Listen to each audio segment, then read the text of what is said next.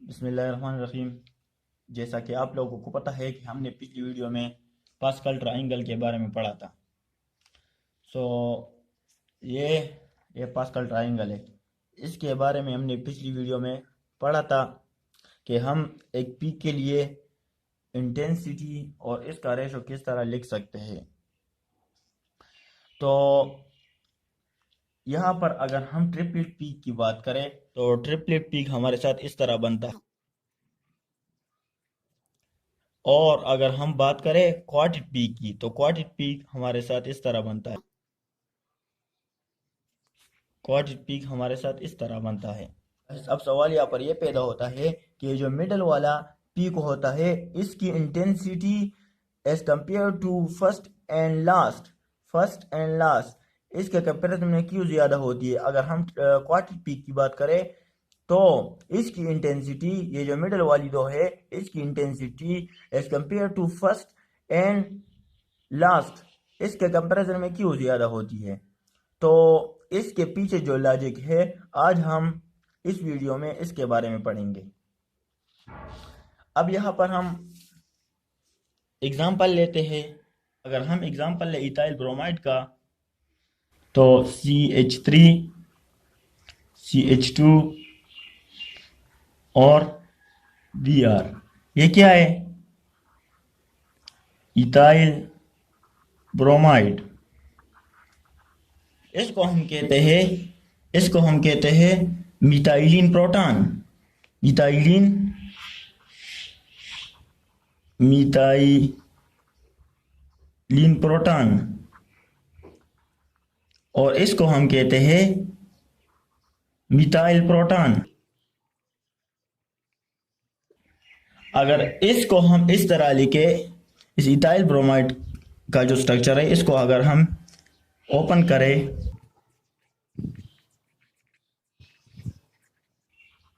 इस तरह लिखे तो यहाँ पर 2 प्रोटॉन प्रेजेंट है और यहाँ पर कितने प्रोटॉन प्रेजेंट है? यहाँ पर 3 प्रोटॉन प्रेजेंट है। अगर हम यहाँ से इस इथाइल ब्रोमाइड पर मैग्नेटिक फील्ड अप्लाई करें, फर्ज करें ये हमारे साथ नॉर्थ पोल है और यहाँ हम लेते हैं साउथ पोल। तो अगर हम यहाँ से मैग्नेटिक फील्ड अप्लाई करें तो यहाँ पर क्या चेंजेस क्या होगी। अब अगर हम बात करें इथाइल ब्रोमाइड की एनएमआर स्पेक्ट्रा की तो यहाँ पर 2 सेट ऑफ प्रोटॉन प्रेजेंट है।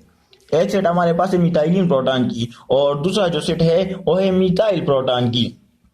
तो मिथाइलिन के जो प्रोटॉन है हमारे साथ वो किस के एनवायरनमेंट को इफेक्ट करेंगे?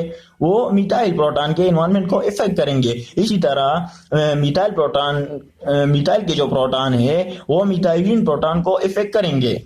अगर ये इसको इफेक्ट करते हैं तो ये जो मिथाइल प्रोटॉन है ये मिथाइलिन प्रोटॉन को इफेक्ट करेंगे और मिथाइल प्रोटॉन के लिए यहाँ पर ट्रिपलेट बनेगा। मिथाइल प्रोटॉन के लिए यहाँ पर क्या बनेगा? ट्रिपलेट यहाँ पर बनेगा और मिथाइलिन प्रोटॉन के लिए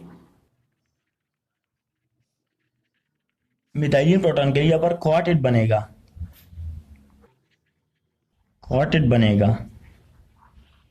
इस वीडियो में हम लॉजिक को डिस्कस करेंगे कि इसके पीछे ये लॉजिक क्या है कि ये मिडिल वाली जो इंटेंसिटी है ये ज्यादा नजर आती है।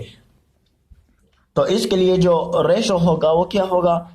1:2:1 और इसके लिए जो रेशो होगा 1:3:3:1। अब अगर हम बात करें मिथाइल प्रोटॉन की ट्रिपलेट की, मिथाइल प्रोटॉन की ये क्या है? ये मिथाइल प्रोटॉन है। अगर इसकी ट्रिपलेट की हम बात करें तो यहाँ पर ये जो मिथाइलिन प्रोटॉन है ये इसके एनवायरनमेंट को इफेक्ट करते हैं। तो क्या होगा जब हम यहाँ से मैग्नेटिक फील्ड अप्लाई करते हैं तो यहाँ पर 3 पॉसिबल पोजीशन हमारे साथ आती है। एक तो ये होगी कि ये प्रोटॉन मैग्नेटिक फील्ड के साथ अलाइन हो जाएंगे, ये दोनों प्रोटॉन ये दोनों प्रोटॉन मैग्नेटिक फील्ड के साथ अलाइन हो जाएंगे, तो इसका जो डायरेक्शन होगा वो मैग्नेटिक फील्ड के साथ होगा, इस तरह होगा।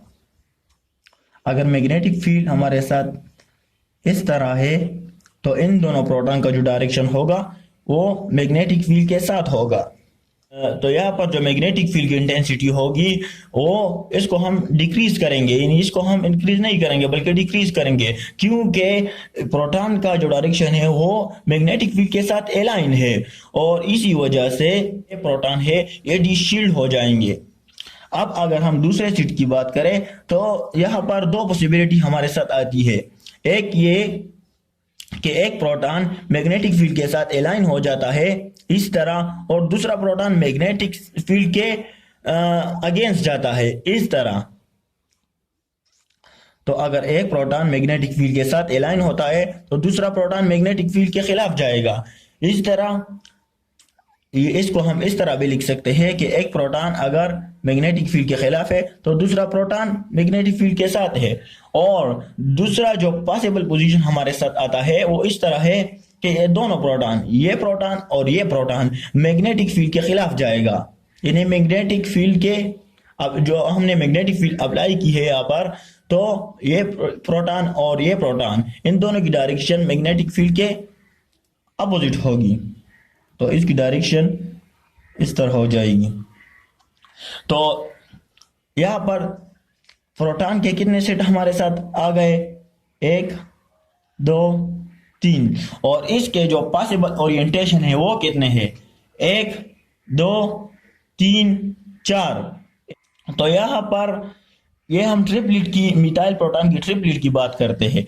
तो यहाँ पर पॉसिबल ओरिएंटेशन 2 है और यहाँ पर 1 है, तो इसकी इंटेंसिटी 1 होगी और इसकी इंटेंसिटी कितनी होगी, 2 होगी। तो इसी वजह से जो हम ट्रिपलेट की इंटेंसिटी लिखते हैं मिथाइल प्रोटॉन के लिए, ट्रिपलेट की इंटेंसिटी हम मिथाइल प्रोटॉन के लिए लिखते हैं वो हम 1:2:1 लिखते हैं। और अगर हम बात करें मिथाइलिन प्रोटॉन की क्वार्टेट की, मिथाइलिन प्रोटॉन की क्वार्टेट की, तो इसका क्वार्टेट जो है वो मिथाइल प्रोटॉन की वजह से आता है। तो अगर हम इथाइल ब्रोमाइड का कंपाउंड दोबारा यहाँ पर ड्रा करें, इथाइल ब्रोमाइड, अब यहाँ पर हम डिस्कस करते हैं इसकी ओरिएंटेशन के बारे में, और इसकी जो इंटेंसिटी है वो 1:3:3 क्यों आती है। पास्कल ट्रायंगल से तो हमने डायरेक्ट यहाँ पर लिखी थी कि 1:3:1 आएगी। तो अब यहाँ पर ये किस तरह आती है, अगर हम इस मॉलिक्यूल को मैग्नेटिक फील्ड में रख देते हैं तो यहाँ पर क्वार्टेट के लिए 8 स्पिन अलाइनमेंट, तो यहाँ पर पॉसिबल ओरिएंटेशन कितने हैं, 4 है।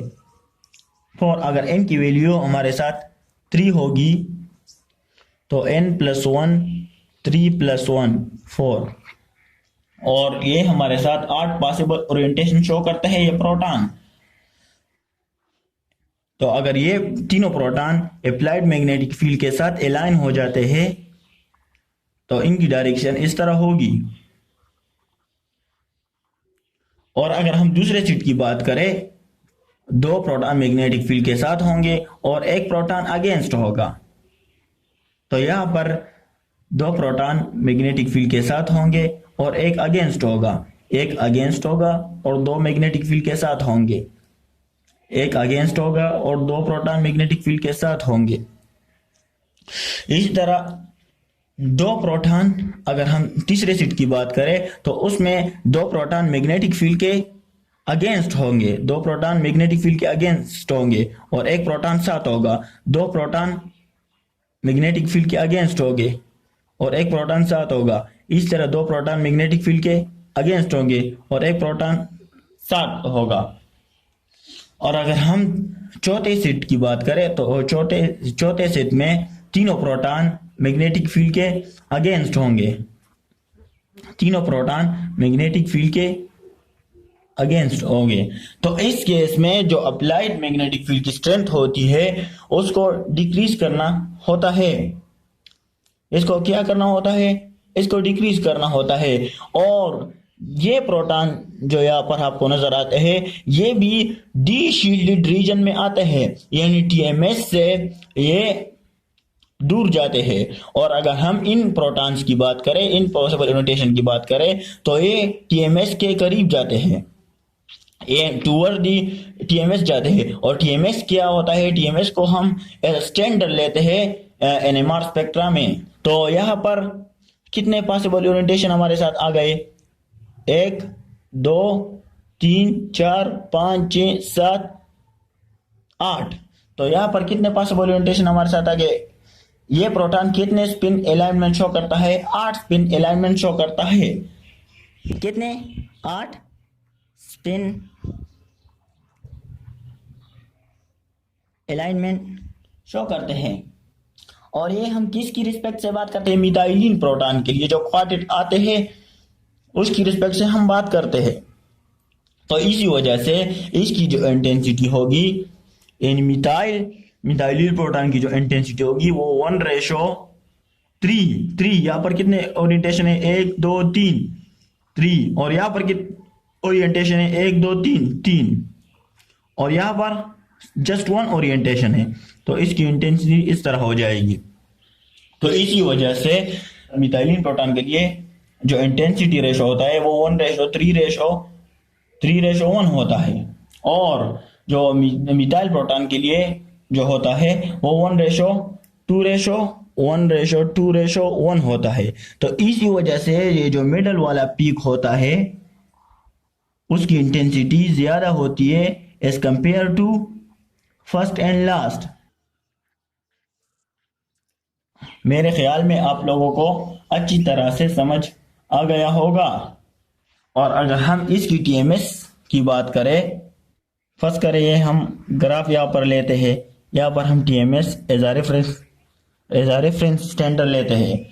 तो ये शील्ड रीजन को रिप्रेजेंट करता है और ये डी शील्डेड रीजन